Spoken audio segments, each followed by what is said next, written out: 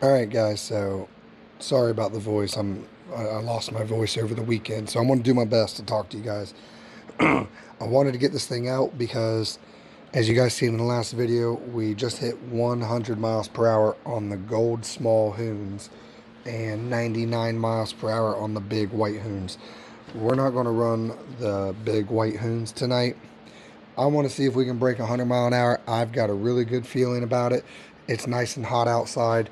That's the only downfall. It's probably 85-ish, maybe even hotter than that. Well, I lied. It is actually 90 degrees out. So I'm not too excited about the 90-degree temperatures, but I am excited about probably the 110 or 120 degree asphalt temperature. It'll stick to the road good with these tires. So we're going to run this out there and we're going to take a couple passes. Nothing like the last one where you guys seen 50 passes. No, I might do, I don't know, 3 or 4 passes. And then I want to see if we can get it to 106, 107, 108, maybe even 109 or 110 or 110. I don't know, guys, but I'm getting excited.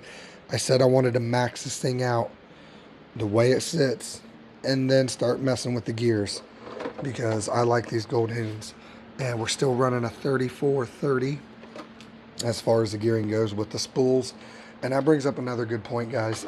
I was having problems with these spools. As you guys heard me say, I had both the front and the rear come loose. They actually came loose twice on me. I emailed the guy I bought them from, and I sent him some pictures and showed him what was going on with them. And he sent me a whole new center shaft kit, cups, screws, grubs, everything for both the front and the rear. I can't say enough nice things about the guy. I still don't like that. I still don't like the fact that these are soft metal for the through shafts. They're not hardened steel, and they don't have any type of divots in the shaft to accept the grub and hold it. So, but nevertheless, I modified the spools that are in there so they will accept the grubs and they won't come loose. And if they do, then I'm taking these spools out and getting a different brand, which I did say that all the upgrades on this are CRCU. That's inaccurate. The upgrades that are CRCU is only the rear toe bar, the rear wing. The rest of it is not CRCU. The center spool is not CRCU. The rear spool and the front spool are not CRCU. This specific center spool came from Jenny's RCs. It's like $65, and it actually takes any 8mm bore gear that will fit on there. It's amazing. It's not like the other style that I had. Guys, I'm learning this just as, along with everybody else. I don't have all the answers. So with the spools that I bought, I didn't go cheap, but I also didn't go the most expensive. I went middle of the road. And I'm learning that some things you can buy cheaper than others, like the Scorched RC or Scorched parts. Their front and rear spools were actually cheaper than these, and they're much better quality. They actually have hardened stainless through shafts. JJ Customs, they sell spools for this too. Much better quality. Now they're a little bit more expensive, but much better quality. All stainless, not just stainless through shafts. But I'm learning, guys. So be patient with me. I know I've made a lot of mistakes, and some of you aren't afraid to say it. So you know what?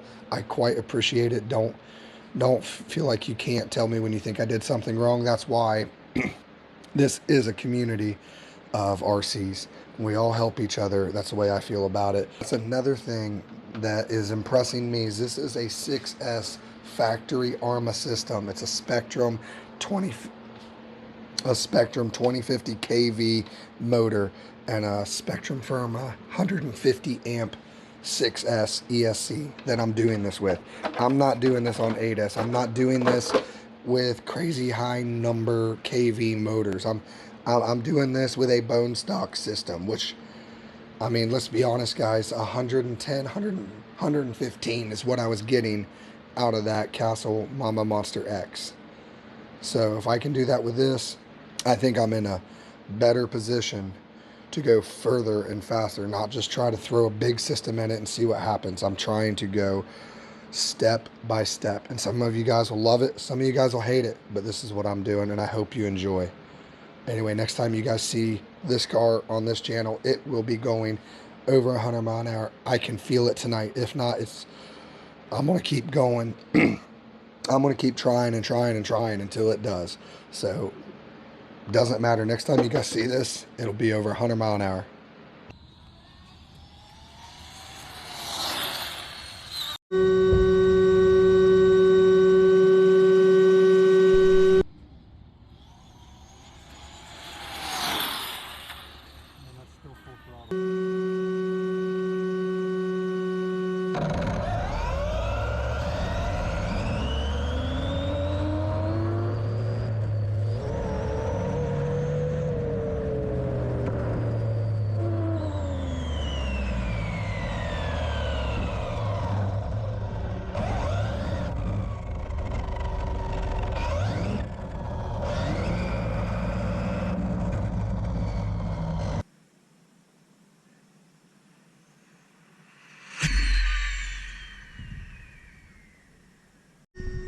That makes me very happy. So it does make a difference. All right, guys, we did it 109 miles per hour on the Gold Hoons. Now, those are a smaller tire than the 107s. They're 100 millimeter. But I have these tires. Hold on, I'll tell you exactly what they are. All right, so that's what these are. They're GTX 01-S7, a medium hard tire, but they're smaller. They're smaller than them Gold Hoons. Again, guys, sorry for the voice. It's a little rough, but they're smaller, so I'm curious if it'll even go faster. What I did notice is at just over probably 3/4 throttle, just over 3/4 throttle, it wants to cut out. So I'm curious as to if my gearing's already maxed out and I'm overloading the system. So a smaller tire ought to equal less load. So we're going to go ahead and run it and see if we can beat 109.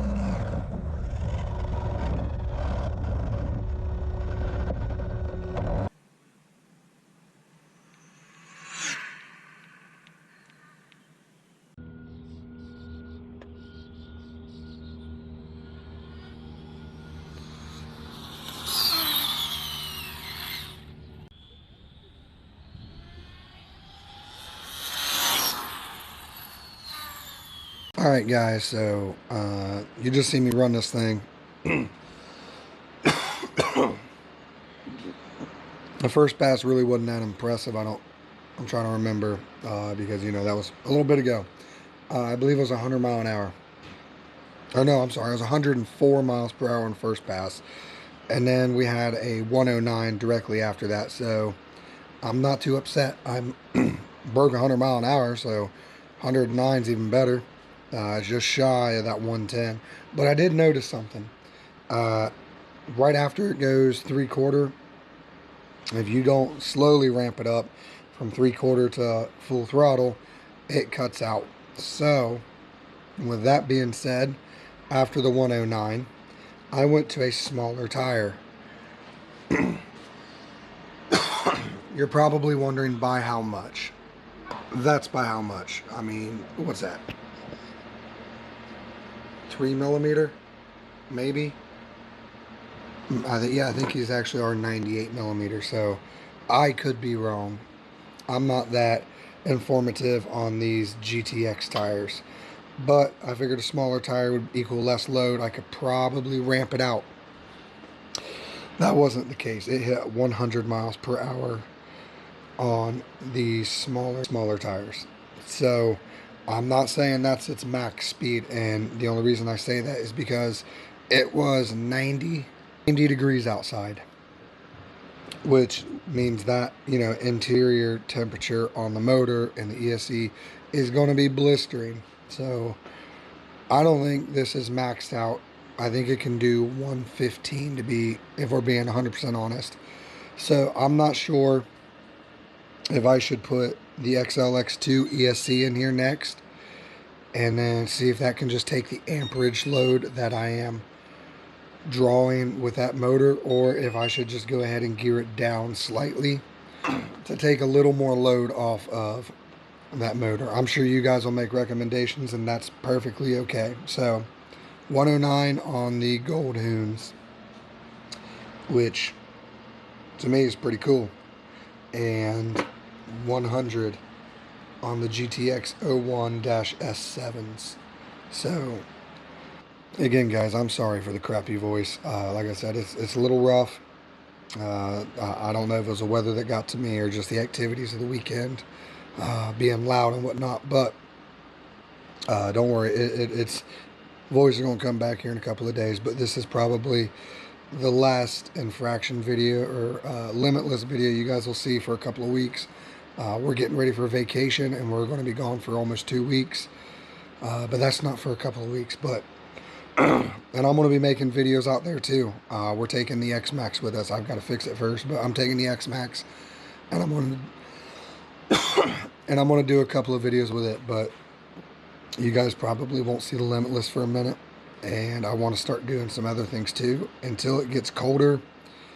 Middle of July, early August, guys, it can peak 102, 103 degrees outside here.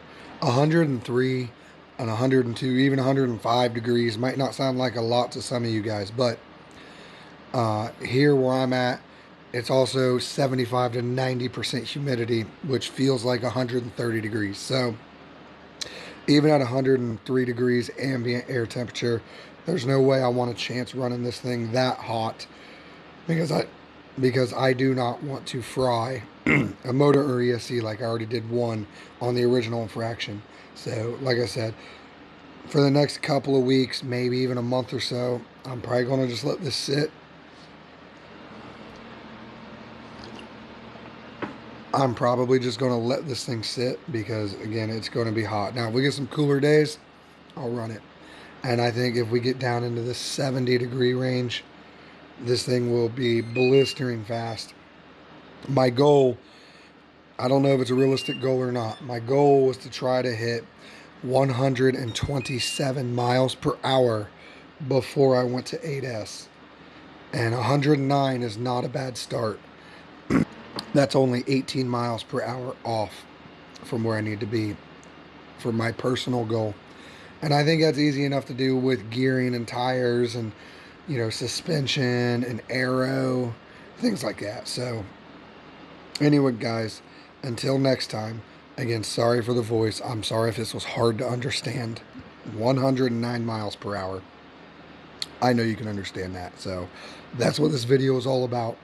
Breaking 100 miles per hour. We did it. We did 109. That's a new personal best with this car.